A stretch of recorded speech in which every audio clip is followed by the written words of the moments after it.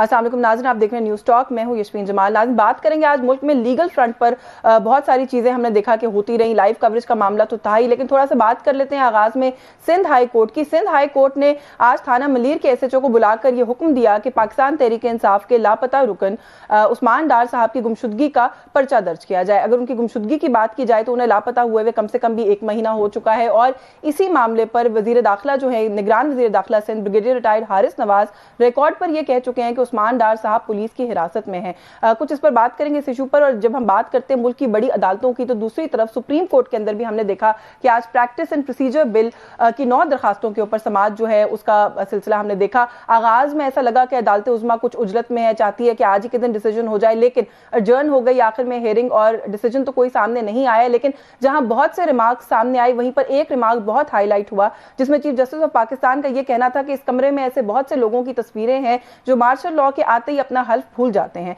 लेकिन पार्लियामान अगर कुछ करे और अपना काम करे तो उन्हें हल्फ याद आ जाता है। कुछ इस पर बात करेंगे कि जहां पर इस तरह की सूरत हाल, इस तरह की केस हेयरिंग्स और प्रोसीडिंग्स हो रही है, वहीं पर अगर अमूमी तौर पर पाकिस्तान की बात की जाए तो इंसाफ की फराहमी की सूरत हाल पाकिस्तान में बहुत अच्छी नहीं है, एक मसला बनती जा रही है। और जब तक इस मसले का कोई सद्देबाब नहीं किया जाएगा, वो इस मुल्क की सालमियत के लिए मैं समझती हूँ कि अब ये मसला नागुज़ीर हो गया है। तो इस समाज से जुड़े कुछ मामलात, ओवरऑल कुछ लीगल जो इस वक्त उलझने हैं पाकिस्तान के अंदर जारी, उन पर प्रोग्राम के इस हिस्से में बात करने की कोशिश करेंगे। हमारे साथ इस्लामाबाद स्टूडियोज में मौजूद हैं वाइस चेयरमैन है पाकिस्तान बार काउंसिल के, सीनियर माहिर कानून है हारून रशीद साहब ने हमें ज्वाइन किया। बहुत शुक्रिया सर आपका, आपके वक्त के लिए। माहिर कानून है, पाकिस्तान तहरीक इंसाफ की तर्जुमानी करते हैं शुएब शाहीन साहब हमारे साथ मौजूद है। बहुत शुक्रिया सर आपका भी, आपके वक्त के लिए। मैं हारून रशीद साहब सर आपसे गुफ्तगू का आगाज कर लूँ। आज के दिन की हेयरिंग, सुबह तो हमें लगा कि आज कोई डिसीजन आ ही जाएगा, जिस तरह जो एक मूड था चीफ जस्टिस साहब का, खासतौर पे डिसीजन तो नहीं आया। हेयरिंग को कैसे देख रहे हैं? रिमार्क्स के ऊपर भी लोग बहुत सारे कमेंट्स कर रहे हैं, और ये भी कहा गया कि शायद अदालत बहुत ज्यादा वकला को सुनने के मूड में नहीं थी, आज बार बार इंटरप्ट किया जा रहा था।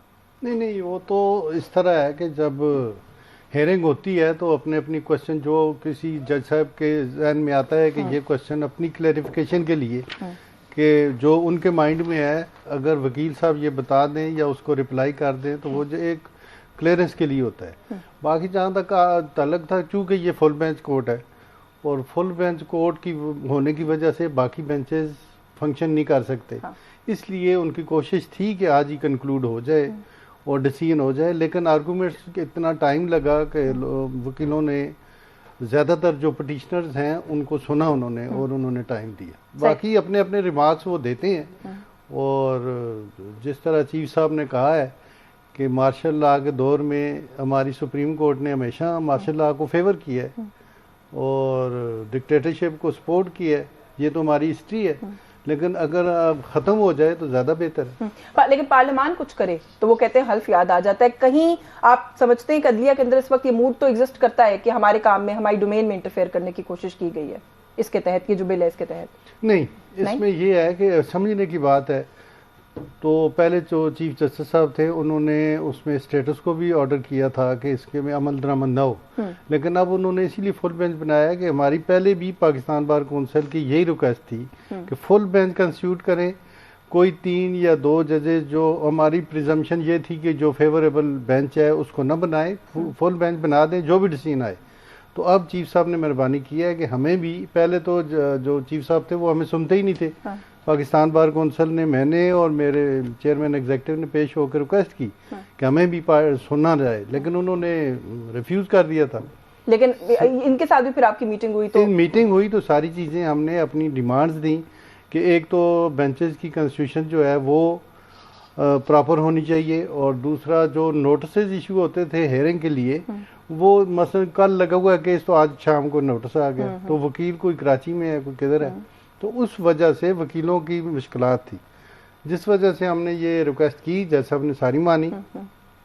हैप्पी टू हियर कि आप लोगों के मामलात स्ट्रीमलाइन आप समझते हैं कि हो रहे हैं। मैं थोड़ा, सबसे अच्छी बात यह है कि 1 महीने के लिए बेंचेस बनते हैं और कम से कम 1 हफ्ते और 10 दिन का पहले नोटिस आ जाता है, तो उसमें एक प्रॉपर एक आसानी जो है फंक्शनिंग शुरू हो जाएगी, स्टार्ट हो गई। शुएब शाहीन साहब से आज जो हेयरिंग हुई, थोड़ा सा चीफ जस्टिस साहब ने जो कहा है, उन्होंने कहा कि पार्लियामान अगर कुछ करे तो हल्फ याद आ जाता है। उन्होंने तो खैर तस्वीरों की तरफ इशारा किया, लेकिन जो 2 हेयरिंग्स हुई हैं, ऐसा लगता है कि जो सिटिंग जजेस भी हैं सारे ऑन द सेम पेज नहीं है इस इशू को लेकर। कैसे देख रहे हैं आप ये जो प्रोसीडिंग्स अभी तक हुई हैं? देखिए, इसमें तो कोई शक नहीं कि सेम पेज पे इसलिए नहीं है कि आपने देखा कि माजी करीब में एक फैसला आया था, review of judgement and order, उसके ऊपर 3 मेंबर बेंच ने ये फैसला किया था कि ये सुप्रीम कोर्ट की पावर्स के अंदर जो भी इंटरफेरेंस होगी उसको थ्रू कॉन्स्टिट्यूशनल अमेंडमेंट के बगैर नहीं कर सकते, यानी आइन में तरमीम के बगैर नहीं हो सकता। ये सिंपल लेजिस्लेशन है।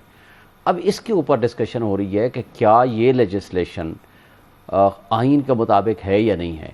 उसके ऊपर ज़ाहिर इस वक्त तक अगर रिमार्क्स के ज़रिए तस्वुर करें तो वो तो डिफरेंस ऑफ ओपिनियन है, on the face of it नज़र आ रही है। अब ज़्यादा जजेस का क्या फ़ैसला आता है ये एक होगा, हो सकता है यूनानिमस फैसला आ जाए आखिर में, लेकिन जो कंसेंसस डेवलप होगा या जो फैसला आएगा हम उस वक्त समझेंगे, क्योंकि इस वक्त रिमार्क्स की बुनियाद पर हम ये डिटर्मिन नहीं कर सकते कि किस जज का क्या पॉइंट ऑफ व्यू है। लेकिन बज़ाहिर इसमें कोई शक नहीं है कि यूनानिमिटी नहीं है, इसमें डिफरेंस ऑफ ओपिनियन है, और इसमें अच्छी बात है कि जो इस लेजिस्लेशन को लेकर एक ओपिनियन ये एग्जिस्ट करता है कि सियासतदानों ने इसमें से क्या गेन करना था। अगर चीज़ों को थोड़ा सा स्ट्रीमलाइन करने की कोशिश की गई है, इख्तियारात को थोड़ा सा फर्दर डेलीगेट करने की कोशिश की गई है, तो इसमें क्या कबाहत है, क्या खराबी है? जो एक शख्स, उन्होंने अभी खुद कहा कि फर्द वाहिद ने इस मुल्क के बहुत सारे मामलात को खराब किया, तो अगर फर्द वाहिद से चीज़ों को लेकर 2-3 लोगों तक पहुंचा दिया जाए डिसीजन मेकिंग को, तो उसमें क्या खराबी है? पॉलिटिशियंस ने क्या गेन करना है इससे? देखिए, 2 चीज़ें इसमें बड़ी अहम थी। एक तो जिस वक्त ये आया था उस वक्त अगर आपको याद हो फैसला होने लगा था इलेक्शन कमीशन की रिव्यू पिटिशन के ऊपर, उसको डिले करना मकसद था और वो उसको डिले करने में कामयाब हो गए। और उसके बाद दूसरी रीज़न जो उसके अंदर एक ख़राबी है वो है इसका रेट्रोस्पेक्टिव एप्लीकेबिलिटी, यानी आज से 50 साल पहले भी आर्टिकल 184(3) में अगर किसी कोई फैसला आ गया है तो उसके लिए भी appeal right from the beginning, जो कि क्लोज्ड एंड पास ट्रांजैक्शन है, एक चीज़ ख़त्म हो गई है, एक उसके ऊपर अमल दरामद हो गया, एक इशू क्लोज डाउन हो गया, वो हर उस शख्स को कि जो इसमें पार्टी था आज वो अपील फाइल कर सकता है। यानी कि फिर ये राय दुरुस्त है कि मियां नवाज शरीफ, यूसुफ ज़्यादा गिलानी साहब, ज़्यादा सब लोग, बहुत से और नाम भी होंगे इस तो फहरिस्त में, उन सब को इसका बेनिफिट मिलेगा। और पर्पस सिर्फ ये था कि वो सारे लोग जो इस इशू से किसी भी हवाले से, सिर्फ ये नहीं, कोई भी शख्स है, 50 साल पहले एक इशू क्लोज डाउन हो गया, जो एक प्रिंसिपल है यूनिवर्सली एक्सेप्टेड के क्लोज एंड पास ट्रांजैक्शन अगर हो जाए तो उसके खिलाफ एक ऑप्शन अवेलेबल है, वो है रिव्यू का। अगर रिव्यू भी किसी ने अवेल कर लिया या नहीं किया वो अलग चैप्टर है। तो अगर किसी ने नहीं किया तो इसका मतलब उसने राइट वेव ऑफ कर दिया, अगर कर दिया तो वो डिसमिस हो गया, तो फिर ये राइट नहीं मिलना चाहिए। अगर ये करना भी था तो इसको प्रोस्पेक्टिव इफेक्ट देना चाहिए था। और दूसरी बात यह है कि अभी ये डिस्प्यूट बाकी है, क्या कॉन्स्टिट्यूशनल अमेंडमेंट के जरिए ये राइट दिया जा सकता है या सादा लेजिस्लेशन के जरिए, ये एक आईनी बहस है जिसको सुप्रीम कोर्ट ने बहरहाल अभी डिटरमिन करना है कि इसके लिए आईनी तरमीम ही मेरी राय में कि आइन की तरमीम ज्यादा बेहतर होती, क्योंकि आपने कॉन्स्टिट्यूशन के अंदर एक राइट ऑफ अपील दी हुई है, उस राइट ऑफ अपील को आपने अगर एक्सटेंड करना है तो it would be more appropriate कि आप उसी के अंदर, क्योंकि आर्टिकल 185 में अपील की प्रोविजन है और सारी जुरिस्डिक्शन आइन में दी गई है, तो उसके अंदर बेहतर होता कि आप आइन में तरमीम करें और आइनी तरमीम के जरिए ही वो राइट ऑफ अपील दी जा सकती है। मेरी एक पर्सनल राय है, let the Supreme Court should decide. इसलिए जो review of judgement and order है उसको भी इसी प्रिंसिपल के ऊपर डिसाइड किया गया है। तो इसलिए, और एक बात और है, इस लाइव स्ट्रीमिंग से एक चीज़ सामने आई है, अगर आप देखेंगे हमारे यहाँ जितना ज़्यादा बड़ा बेंच होता है वकील को उतनी डिफ़िकल्टी फेस करनी पड़ती है।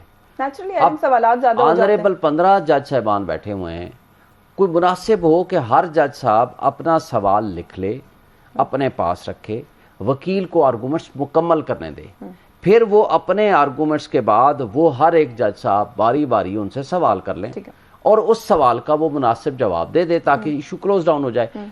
उस तरह जो तरीक़ाकार हम लाइव स्ट्रीमिंग के जरिए आप देख रहे हैं, हम तो रोज़ फेस करते हैं, एक जज साहब ने सवाल किया, आपने अभी जवाब नहीं दिया, अभी जवाब देने की कोशिश कर रहे हैं, साथ ही दूसरा सवाल, दूसरे के साथ तीसरा, तो फिर एक बंदे के लिए ये मुमकिन नहीं होता कि आप 15 सवालों के जवाब आपने बगैर किसी रेफरेंस के देखे उसी वक्त ऑन द स्पॉट दे दे। जाहिर है मुश्किल, इसलिए मुनासिब होगा कि इसको भी स्ट्रीमलाइन कर ले चीफ जस्टिस ऑफ पाकिस्तान या बाकी सारे जज साहबान के साथ फुल कोर्ट बैठ के, कि जब आपने सवाल और जवाब करने हैं, जब लार्जर बेंच हो, उसमें कोई तरीक़ाकार वज़ा कर लें कि या तो लिख के सवाल आ जाएं और आर्गुमेंट मुकम्मल होने के बाद कर लें, चले सवाल लिख के आ जाएं कि जनाब हमारे ये सवालात हैं, अगर आप चाहें तो इनके जवाबात अभी दे दें, चाहें तो जो अगली पेशी है उससे पहले इन जवाबात का आपने जवाब देना है। लाइव स्ट्रीमिंग के भी तो फवाइद और नुकसानात पर मैं भी आपसे फिर से बात करती हूँ थोड़ा सा हारून साहब से। Sir, before I move on from this issue, जो मैंने सर से सवाल किया कि आपके ख्याल में आप इसको कैसे देखते हैं? लेजिस्लेशन के तहत हो गया, ठीक है, वर्किंग ऑफ द कोर्ट के अंदर आप समझते हैं कि ये जो कानून साजी की गई है इससे कोई बैरियर, कोई हर्डल क्रिएट होगा? मेरा नहीं ख्याल। उसकी वजह यह है कि पार्लियामेंट का काम है कानून साजी करना, और पार्लियामेंट ने कानून साजी की है, और कानून साजी भी ऐसी की है जो पहले इसकी बहुत ज़रूरत थी। सुप्रीम कोर्ट के पास इख्तियार था कि वो अपने रूल्स बनाए, लेकिन सुप्रीम कोर्ट ने अपने इस बारे में कोई रूल्स नहीं बनाए कि सुओ मोटो में एक्शन लिया, वहाँ पे लोग सज़ा हो गए, उनके पास कोई अपील का राइट नहीं है। अगर रिव्यू दाखिल भी हो तो रिव्यू का फ़ायदा कोई नहीं होता, उसके चांसेस ही बहुत कम होते हैं। तो इस तरह हमने बाकी काफ़ी दफ़ा सफ़र कर चुके हैं ऐसे फैसलों पे जो सुप्रीम कोर्ट ने अल्टीमेट फैसले कर दिए, जो बाद में वो नहीं, ये जो फाइनलिटी रिट्रोस्पेक्टिव वाला मामला, ये भी एक राय है कि सियासतदानों ने कानून साजी अदलिया के फेवर में नहीं अपने फेवर में की, अपने मामला को सुलझाने के लिए। भुट्टो साहब को के खिलाफ जो ऑर्डर हुआ था वो 79 का था, और 79 में डेथ पेनल्टी हो गई थी उन्हें। तो 4-5 साल पहले चौधरी इफ्तिखार साहब के दौर में उनके केस को, रेफरेंस को दोबारा हेयरिंग शुरू हुई कि वो फैसला गलत था या सही था।